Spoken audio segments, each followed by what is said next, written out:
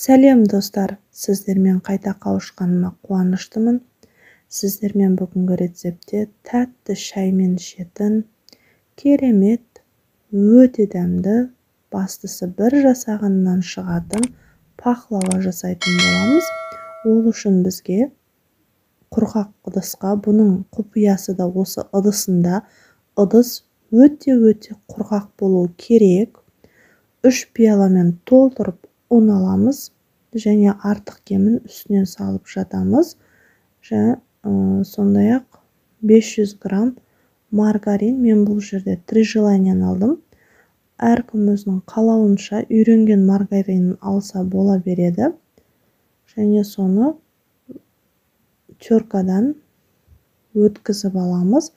Егер де теркаларыңыз жоқ болса, майда тақтайшаға турап ұнмен жақсылап, қолдың алақанның көмегімен бір-біріне ұн мен маргаринді араластырып уатып аламыз. Мен алдыңғы басқа рецепттерде өзім көп қолданатын маргариндерімнің бірі щедрое лето немесе осы 3 желание. Әркім өзінің үйренгенін алған дұрыс. Мінекей, дәл осылай қолдың көмегімен, мені жалаң қолмен жасап жатыр деп сөге көрмеңіздер. Мен қолымда әрдайым алдын ала жуып аламын және де ешқандай заказға емес, өзімнің отбасым үшін жасап жатырмын. Және бізге 6 жұмыртқа қажет болады. Видеода көріп тұрғандарыңыздай белогын бөлек, ақуызын және сары уызын бөлек аламыз. Бір дана жұмыртқаның сары уызын бөлек ыдысқа алып аламыз. Ол бізге соңына қарай қажет болады. Қалған 5 жұмыртқаның сары уызын қамырға, ақ уызын құрғақ ыдысқа алып аламыз. Жоғарыда айтып өткенімдей, ыдыстарыңыз өте құрғақ болуы қажет.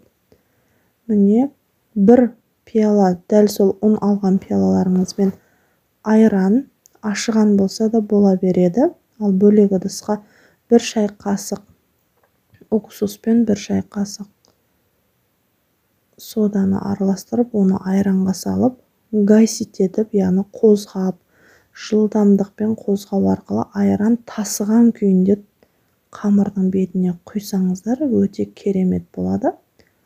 Барынша ашыған айран алыңыздар, ашымаған болса ештеңе етпейді. Қамырды жұмсақ қылып илеп, илеуін жақсылап қандырып, қолмен умаждап, дәл осылай тостақтың ішінде болса да болады, я болмаса столдың бетіне алып уқалап умаждайсыздар. Және 4 бөлікке бөлесіздер. 4 бөліктің 2 бөлігі шамалы үлкендеу, 2 бөлігі шамалы кішіректеу болады. Және илеп болған қамырларыңызды аздап қана тындырып қойып қоясыздар. 5-10 минут жеткілікті. Кеуіп кетпес үшін бетін пленкамен жауып, я болмаса бір ыдыс төңкеріп қоюды ұмытпаңыздар. Қайыздалынған қамыр өте әдемі болып жайылмай қалуы мүмкін. Міне, 2 үлкен бөлігін жеке алып аламыз. 2 шамалы кіші бөлігін жайамыз. Алдын ала пешті қыздырып қоямыз. Өздеріңізге ұнаған формаға салып жасасаңыздар болады. Мен бұл жер 4 бұрышты табаға алып жатырмын. 4 бұрышты табаға шақтап жаясыздар. Оқтаудың көмегі немесе қамыр өте жұмсақ болғандықтан алақанның көмегімен де жайып алсаңыздар болады. Оқтауды қажет ете бермейді шілей. Мінекей, оқтаудың көмегімен табаға жайғастырамыз да, шанышқының, яғни вилканың көмегімен әр жерінен жиілеп тесіп шығамыз. Себебі қамырымыз бір жағы өте жоғары болып ісіп кетуі мүмкін. Біркелкі пісу үшін дәл осылай вилканың көмегімен тесіп шығып, қызып тұрған пешке пісіріп аламыз. 7-8 минутта пісіп шығады. Мінекей, 2 бөлігін пісіріп алдық. Енді келесі кезек бізді крема, жоғарыдағы ақ уызына 200-300 грамм шекер қосып, жақсылап блендермен взбить етеміз. Алғашқы қалпынан 3 есе, 4 есе жоғары болып көтеріледі.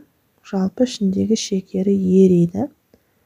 Келесі бізді грек жаңғағы жарты бүтін бөлігін жеке алып аламыз бөлек ыдысқа, сынбаған бөліктерін, қалған бөлігін арасына қосу үшін блендердің көмегімен де езуге болады. Мен бұл жерде блендердің көмегімен ездім.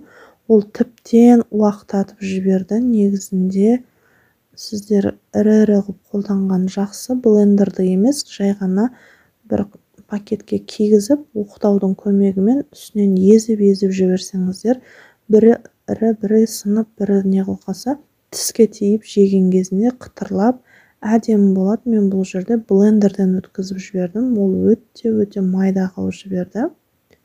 Сол себепті сіздер пакетке салып, және ол тірлікті оңай тездетеді. Келесі екі бөлік, қалған екі бөлігінің қамырдың үлкен бөлігін алып, пергамент қағаздың бетіне жайған ыңғайлы, себебі сразу табаға дереу сала салғанға қолайлы. Оның көлемі алдыңғы екі пісірген көлеміне қарағанда үлкенірек, және жоғарыда айтқанда қамырдың үлкен бөлігін алып қалдық. Табадан ернеуі шығып тұратындай етіп жаямыз. Себебі ішіне біз крем салған кезінде ол табаға ағып жабысып кетпеу керек. Не туралап аламыз. Қолдың, алақанның көмегі өте пайдасы көп. Обязательно оқтаумен жаю шарт емес, міндетті емес. Мінекей ернеулерін тіктеп, саусақтардың көмегімен барлығын біркелкі жасап алдық. Және ақуызымыздың дайын болған ақуызымызды 3 бөлікке бөліп көзбен 3 қатарға салып шығасыздар. Міне лопатканың көмегімен ақуызымызды біркелкі етіп жайғастырасыздар. Жоғарыда жуып тазалап алған мейізімізді де 3 бөлікке бөліп, әр қатарға сеуіп шығасыздар. Тәтті, өте керемет болып шығады. Жаңғақты ұнататын кісілер жаңғағын мол-молынан салсаңыздар болады. Дәл осылай, оны да жоғарыда айтып өткенде 3 бөлікке бөліп аласыздар. Арасына піскен корочканың біреуін саламыз. Біз арасын пісіріп алып жасаймыз. Біреулер пісірмей де жасайды. Олай да жасасаңыздар болады. Бірақ ол арасын нық болып қалады, піспеген қамыр.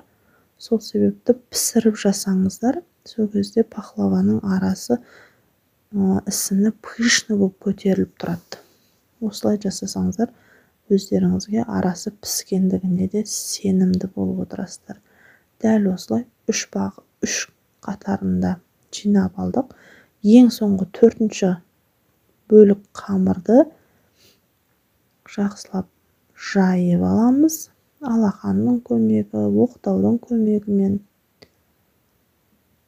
Достар, егер сіздер менің каналыма әлі де тіркелмеген болсаңыздар, тіркеліп, комментарий бөліміне өз ойларыңызды жаза кетіңіздер, лүпілдетіп, лайк баса кетіңіздер. Сіздердің болмашы әрекеттеріңіз маған үлкен көңіл күй сыйлайды. Сіздердің басқан лайктарыңыз маған шабыт сыйлап, сіздермен көптеп рецепт бөлісуге асығатын боламын. Қамырымыз осымен дайын. Оқтаудың көмегімен біркелкі етіп, жоғарыдағы барлық жиналған қоспалардың үстіне жайып, қамырлардың үстіне, осылай айналасын жан-жағын табаның арасына кіргіземіз. Табаның арасында, яғни тесталармен, екінші астында тұрған қамырмен біріктіреміз. Ұнды өте көп сеуіп жібермеңіздер. Сарыуызға аздап сұйық май, сүт қоссаңыздар да болады. немесе әсел қоссаңыздар да болады, бірақ әсел сұйық болмаса жағылуы қиын болады. Мінекей щетканың көмегімен біркелкі жағып, өткір пышақпен кесіңіздер. Толық басынан аяғына дейін кесіп тастамаймыз. Бас жағын және екі жан аяғын соңына дейін кеспейміз. Ұнаған бөліктерге бөлеміз. Мен бұл жерде 4 бұрышты бөлікке бөлдім. Ромбик түсті тәріздес қылып кессеңіздер де болады. Әркімнің өзінің қалауы.